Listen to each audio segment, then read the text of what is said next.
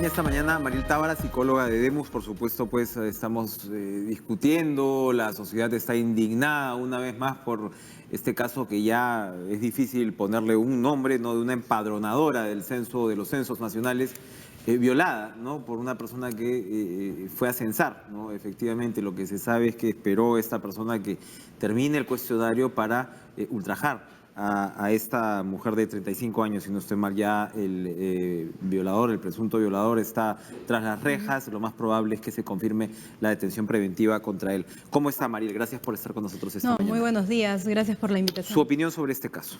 Bueno, en este caso en particular es una muestra de la cultura de violación y la naturalización de la violencia sexual que vivimos constantemente las mujeres, ¿no? Y que se vive en el país, y que además creo que en las palabras de vamos a llamarlo legalmente, presunto agresor, ¿no?, de este violador, es el justificar que la relación ha sido consentida, y además creo que hay algo súper importante: cuánta cabida le hemos dado también a sus declaraciones, ¿no? Y eso creo que es parte del proceso y de cómo en la sociedad peruana tratamos una problemática como esta también, ¿no?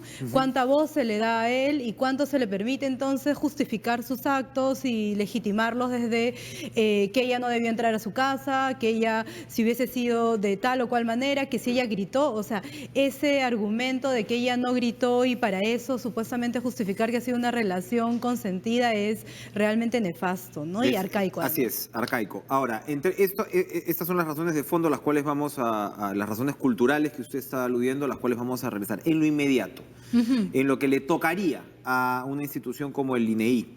En realidad, los periodistas en los últimos días estábamos pues en el plan de decir, bueno, reciba al censor, al empadronador, trátelo bien, es una jornada cívica, ¿no? Nos deberíamos mover en ese cuadrante. Ahora, lamentablemente uno se pregunta si el protocolo de seguridad, por ejemplo, para ciertas zonas, debería haber contemplado que el censo se realice en la puerta de la persona y no ir más allá. En este caso, se supone había un supervisor que tenía a su cargo la seguridad, entiendo yo, de 5 empadronadores. De ahí ha habido pues esta versión de que si le ofrecieron a esta señora, a esta víctima, 1.000 soles para que no haga su denuncia, para no afectar a la institución, que me imagino algo tendrá de cierto, no tendría por qué inventar una cosa de estas. Pero en términos de lo que son los protocolos de seguridad, también las instituciones deberían adaptarse a lo que usted califica como esta cultura pues completamente perniciosa. Adaptarse, me refiero a tomar las prevenciones del caso en lo inmediato, ¿no? Por supuesto, creo que en un país como el nuestro, que ocupa entre el 3er y 5.º lugar en el mundo en denuncias de violación sexual, en una ciudad como Lima, que acaba de salir la semana pasada, según a nivel mundial, la 5ª ciudad más peligrosa para las mujeres que podríamos recibir en toda esa agresión sexual, en un país y en una ciudad como esa, se tendría que haber desarrollado un protocolo de seguridad para este censo, pero también para cualquier otra encuesta o entrevista que se hace en domicilio, ¿no? Porque además hay que tomar en cuenta 2 precedentes anteriores. Es un momento de mucha vulnerabilidad si es que te encuentras con un personaje pues como este. Sí, ¿no? Es un momento de vulnerabilidad. En general, ¿no? Las mujeres salimos a la calle y somos vulnerables. Las niñas van a la escuela y acabamos de tener, ¿no?, más o menos 40 niñas violadas en un colegio en Cajamarca, ¿no?, embarazadas. 37 adolescentes embarazadas. ¿Cuántas de esas son producto de violación? Pero además, con 2 precedentes muy importantes y que hemos olvidado. El 2007, en el Censo también Nacional de Población, hubo el registro de una violación sexual en Chorrillos. No, perdón, 2 violaciones sexuales. Y el 2013 a empadronadoras. Y el 2013 hubo el dato de una violación sexual en el Censo Nacional de Vivienda. Es decir, el INEI, si podía decir que antes no hubo casos similares, perfecto. Pero a partir del 2007 hay 2 precedentes. Por lo tanto, tendría que haber desarrollado un protocolo de seguridad para las mujeres. Por supuesto que además en todas las violencias, ¿no? Hay esta mujer que sufrió violación sexual, pero hay otras 2 mujeres que han sufrido agresión física, ¿verdad?, que les han pegado. Y tendría que haber coordinado con el Ministerio de la Mujer, que es el especialista para desarrollar protocolos de seguridad en este tipo de situaciones, o en cualquier situación para salvaguardar la seguridad de las mujeres, ¿no? Y creo que ahí el Ministerio de la Mujer, más allá de ahora brindar la atención directa, el acompañamiento del Centro de Emergencia Mujer, sí tendría que responder a por qué no garantizó el enfoque de género en el Censo Nacional del supone que 2017. estas actividades se organizan de manera transversal, exactamente. donde los sectores involucrados tendrían que tener una voz, ¿no? Así como la policía estuvo allí, ¿verdad? Garantizando supuestamente la seguridad, que también habría que preguntar al Ministerio del Interior qué tanta vigilancia hizo, ¿no? Porque, digamos, porque tendríamos hasta que haber un protocolo nos podría indicar cuánto tiempo, cuántos minutos tendría que pasar una encuestadora o un encuestador en un domicilio. Exacto, ¿no? Y si no sale, y si no se reporta, y si no ha cambiado exactamente. ahí se debería reaccionar de inmediato. ¿Somos un país de violadores, como se está diciendo? Cuando hablamos de, usted me está hablando de el país o de los países con más denuncias sobre violación, que no necesariamente es lo mismo que violaciones en sí. Exacto. Hay toda una discusión y por supuesto nos horrorizamos frente a lo que estamos produciendo como sociedad en este caso. ¿Pero somos un país de violadores o esa es una frase de titular? ¿Dónde enmarcaría usted nuestro contexto al respecto? En términos frente pues a otros países, yo creo que no estamos diciendo todos los hombres peruanos son violadores, pero sí estamos diciendo que somos un país que en este momento, por la cultura de violación, por la naturalización de la violencia sexual, ¿no? Sí estamos produciendo, como tú mismo dices, violadores. Y sí, somos un país que genera violación y que además la legitima y que genera culpa en las mujeres y que aplaude la agresión sexual de los hombres. Y en esa medida las redes sociales el día domingo, cuando y hay una foto, ¿verdad?, que ha dado vueltas, o sea, que ha sido pública. Está aquí tomando desayuno la empadronadora y ahora ¿qué le pido? Y una serie de comentarios como más de 100 de otros hombres alentando esto, ¿no? Esto no es solo una cuestión peruana. Definitivamente vivimos en un mundo que legitima la violación sexual, que legitima la violencia sexual, que legitima el acoso sexual callejero y que dicen que es normal. O sea, que ¿por qué nos estamos quejando tanto? Recordemos el debate de hace unos años en el Congreso sobre la ley de acoso sexual callejero y algunos congresistas atreviéndose a decir que a partir de ahora no podían ir a la playa y mirar a las mujeres o qué iban a hacer con los halagos que querían decirnos, ¿no? Y eso es acoso. O sea, pero hemos naturalizado tanto la violencia sexual que entonces nos cuesta. Ahora, yo entiendo que puede haber algún nivel de sensibilidad de por qué estamos diciendo, nadie dice que todos los hombres peruanos son violadores, pero sí hay que visibilizar un problema porque además hasta dónde nos va a llevar, ¿no? Si bien tenemos una alta tasa de denuncias de violación sexual, esa alta tasa solo representa el 5% de denuncias que hacemos. ¿Te imaginas si 15.000 denuncias que se han recibido en lo largo de este año? Estoy poniendo un ejemplo, no tengo el dato preciso, pero si solo hemos recibido 15.000 y 15.000 representan el 5%, te das cuenta que son más o menos 300.000 denuncias en realidad las que tenemos. 300.000 casos más o menos. Exacto. ¿no? La prevalencia, lo mismo que mide el INEGI, la prevalencia de violación sexual en mujeres a partir de los 15 años sigue siendo muy alta, 1 de cada 10 mujeres. Ahora, el tema con no es el caso exactamente, ¿no?, de esta señora que fue violada, pero la incidencia de violación entre menores de edad es una cosa, pero fenomenal en términos, o sea, es brutal, ¿no? Por supuesto. Que tenemos más o menos números de denuncias y tenemos estimados, como usted señala, frente a un 5% y cuánto sería más o menos anual. ¿Qué tenemos del seguimiento? ¿Qué pasa con los casos denunciados? Bueno, tenemos allí un gran problema, ¿no? Porque pasamos de una alta cifra en la policía a menos número en el Ministerio Público y mucho menos en el Poder Judicial. ¿Las mujeres retiran la denuncia? Las mujeres no, sí. Digamos, o sea, hay varios temas ahí. Está la responsabilidad del Ministerio Público, del Poder Judicial por castigar. Me refiero, antes de eso, ¿las mujeres llegan a retirar denuncias o llegan no a denunciar? ¿Se puede registrar un incidente policial y eso quedarse en el camino? Porque ese es también, o sea, la mujer tiene que denunciar el hecho y eso ahí siempre hay que recalcarlo, ¿no? Sí, eso es importante, pero creo que también parte de la cultura de violación es que cambiemos y empecemos a mirar no a las mujeres que debemos denunciar, sino a los hombres también que deberían ser quienes defienden si es que son inocentes, por ejemplo, o quienes no deben violar, ¿no? Eso por un lado, porque si no siempre está en nuestra responsabilidad. Siempre es la culpabilidad que de hacia o la porque mujer. yo me vestí de una manera, o ahora porque no denuncio y entonces por eso se retiran los casos, cuando es súper importante entender que un delito, como es la violación sexual, en cuanto llega a la policía y luego pasa a la fiscalía, ahora además... El caso se va diluyendo, se va debilitando. No, pero en realidad no tendría por qué ser así. El operador de justicia lo debe tomar, el fiscal lo debe tomar y pasa a ser de orden público y entonces debe continuar el proceso. No me necesita a mí para continuarlo. Tenemos volver a pasar por todo el trance de tener que, digamos, acompañar el caso cuando la víctima es la mujer, precisamente. Por supuesto, pero además ahora tiene mecanismos, como por ejemplo que yo paso por cámara IS o sala de entrevista única, que son 2 mecanismos de la nueva ley, además, que ahora ya es general para todas las mujeres menores y mayores de edad, y entonces paso por cámara IS y tiene mi grabación. Ya no me necesita ni siquiera, exacto. No tiene que volver una y otra vez, que probablemente era la costumbre en muchos casos del fiscal, ¿no? Por supuesto, y aunque el fiscal luego diga, pero Mariel no quiere continuar la denuncia, no importa, como pasa a ser de una cuestión del Estado, entonces el Estado tiene que defender.